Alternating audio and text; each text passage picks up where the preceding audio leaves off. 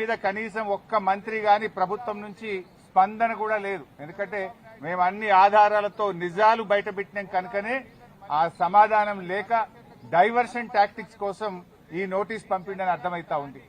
నిన్ననే చెప్పినాం మేము, ఈ దండుపాలెం ముఠా రేవంత్ రెడ్డి కేబినెట్ ఏ రకంగా వాటాలు పంచుకోవడంలో తన్నుకుంటున్నారో అన్ని విషయాలు బయటపెట్టాం. అంటే రాబోయేటువంటి మున్సిపల్ ఎన్నికల ముందు వీళ్ళ అవినీతి బయటపడుతుందని, వీళ్ళ అవినీతి బట్టబయలైతుందని, వీళ్ళ బండారం బయటపడ్డదని ఒక డైవర్షన్ టాక్టిక్స్ కు ఇవాళ రేవంత్ రెడ్డి గారు మాకు నోటీస్ ఇచ్చారు. సరే, ఈ నోటీసులు మాకు కొత్త కాదు.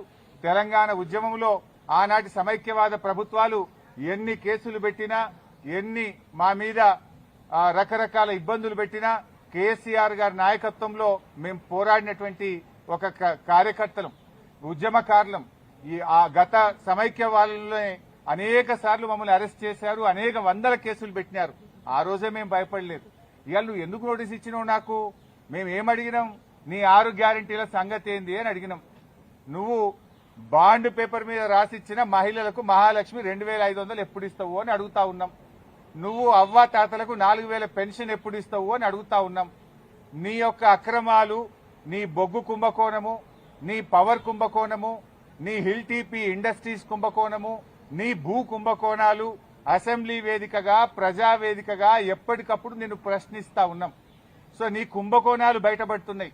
నీ వాటాల పంచాయతీలు స్వయంగా మంత్రులే ఒకరి మీద ఒకరు బయట పెట్టుకుంటుంటే నీ పరువు పోతుందని, నీ వాటాల విషయం ప్రజలకు అర్థమవుతుందని డైవర్షన్ కోసం ఈ నోటీసులు ఇస్తున్నావు. మాకు తెలియదా?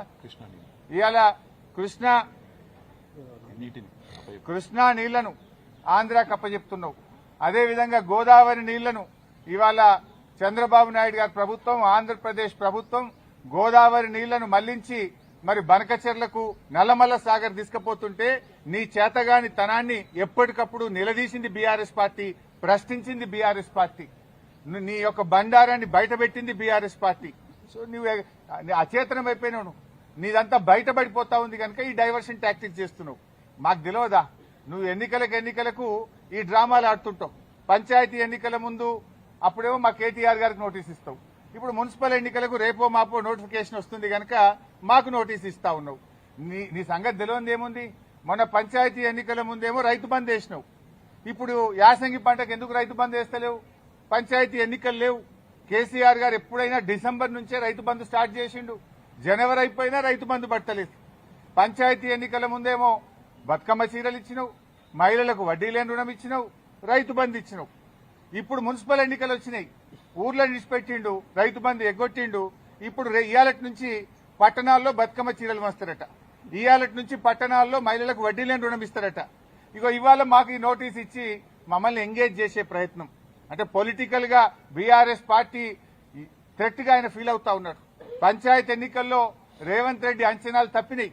40% సర్పంచులు గెలిచి బీఆర్ఎస్ పార్టీ అద్భుతమైన విజయాన్ని సాధించింది. దాంతో ఆయనకు దిమ్మ తిరిగిపోయింది. ఈ మున్సిపల్ ఎన్నికల్లో కూడా మళ్లీ బీఆర్ఎస్ పార్టీ బలమైనటువంటి ప్రత్యర్థిగా ఉంది కనుక ఈ డ్రామాలన్నీ షురూ చేసిండు. చీరలు పంచి ఎన్నికలు వచ్చినాయి కనుక చీరలు పంచుతా, వడ్డీ లేని రుణం పంచుతా అని డ్రామాలు స్టార్ట్ చేసిండు.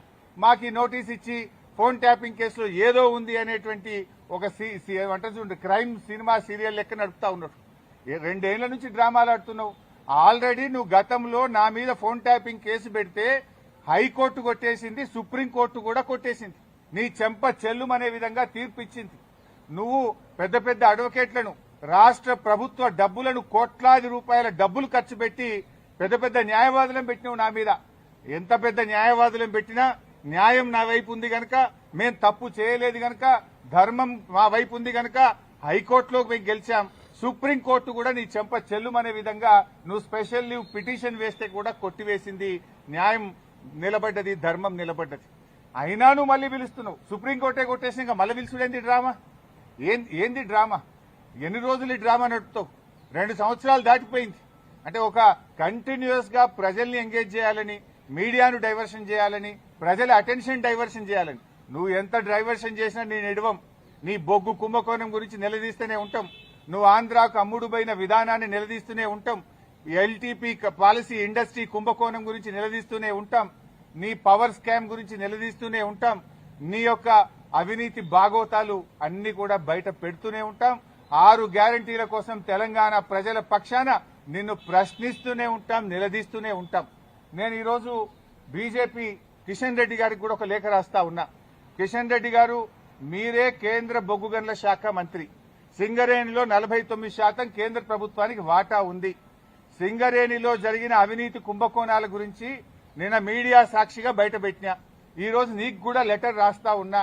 నువ్వు ఒకవేళ రేవంత్ రెడ్డితో కుమ్మక్కు కాకపోతే వెంటనే సిబిఐ విచారణకు నువ్వు ఆదేశించాలని చెప్పి కిషన్ రెడ్డి గారిని డిమాండ్ చేస్తూ I'm writing A open letter to Kishan Reddy. Kishan Reddy గారు, నేను అన్ని ఆధారాలు ఇవ్వడానికి సిద్ధంగా ఉన్నా. రేవంత్ రెడ్డి బావుమరిదే ఈ యొక్క కుంభకోణాన్ని ఎట్లా నడిపాడు, ఎట్లా ఈ టెండర్లన్నీ రింగు చేశాడు, మరి కోల్ ఇండియాలో గాని అదేవిధంగా వెస్టర్న్ కోల్ ఫీల్డ్స్ లో గాని గతంలో సింగరేణిలో గాని ఎప్పుడైనా -10 నుంచి -20 టెండర్లు పోతుండే.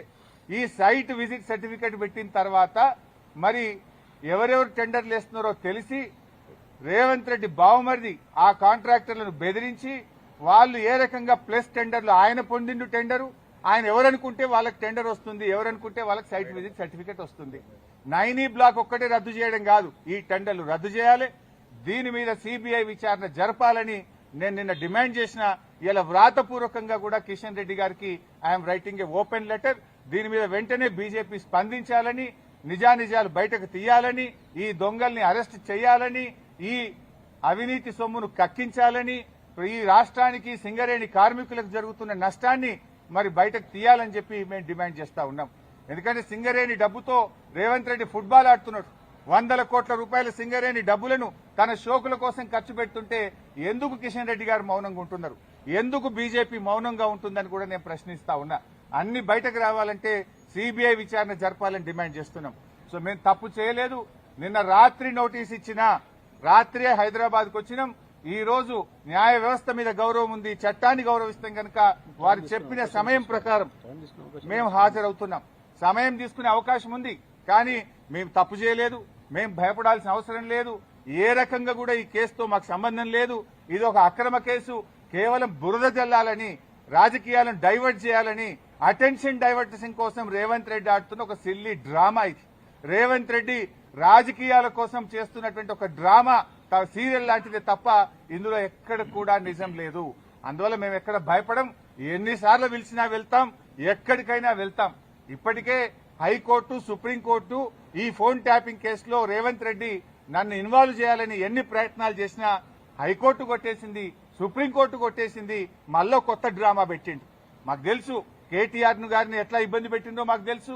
మా నాయకులందరినీ కూడా ఏ రకంగా ఇబ్బంది పెట్టినారో తెలుసు. నన్ను కూడా దాంట్లో భాగంగానే ఇబ్బంది పెడుతున్నావు. మీరెంత ఇబ్బంది పెట్టినా ఉద్యమించిన వాళ్ళం, తెలంగాణ సాధించిన వాళ్ళం. ఈ తెలంగాణ ప్రజలకు అన్యాయం జరిగితే మేము ఊరుకోము. ఈ తెలంగాణ ప్రజల పక్షాన నిన్ను ప్రశ్నిస్తూనే ఉంటాం. తెలంగాణ ప్రజలకు నువ్వు ఇచ్చిన హామీలు అమలయ్యేదాకా నిన్ను ప్రశ్నిస్తూనే ఉంటాం. మీ అవినీతి కుంభకోణాలు బయట పెడుతూనే ఉంటాం. నిన్ను వదిలిపెట్టే ప్రశ్నే లేదు. మాకు తెలుసు రేవంత్ రెడ్డి 3 రోజుల కిందనే స్క్రిప్ట్ వేసి పోయిండు. ఆయన వరుసగా నోటీసులు ఇవ్వాలని, ఆయన స్విట్జర్లాండ్ లో, ఆయన అమెరికాలో తిరిగొచ్చేదాకా ఈ సినిమా నడపాలి, ఈ నోటీసులు ఇవ్వాలి, వరుసగా నోటీసులు ఇవ్వాలి. రాజకీయాలు ఆయన ఉండలేడు కనుక దీని చుట్టూ తిప్పాలి. బీఆర్ఎస్ నాయకులందరూ మున్సిపల్ ఎన్నికల మీద దృష్టి పెట్టకుండా అటెన్షన్ డైవర్షన్. సంగారెడ్డిలో ఒక ఎమ్మెల్యే మొన్ననే చెప్పిండు, మేము ఉమ్మడి మెదక్ జిల్లాలో కష్టపడి పనిచేస్తే ఒక ఆయన చెప్పిండు మొన్ననే, ఇక నేను మళ్ళీ పోటీ చెయ్యా, ఇక నేను మళ్ళీ ఓటు అడగా అని మా దెబ్బ కొడితే మొన్న ఒక నాయకుడు చెప్పిండు. రేపు కూడా నువ్వు ఎన్ని డ్రామాలు చేసినా ఖచ్చితంగా మెజారిటీ మున్సిపాలిటీలు గెలుస్తాం, ప్రజలతో ఉంటాం, ప్రజల చేత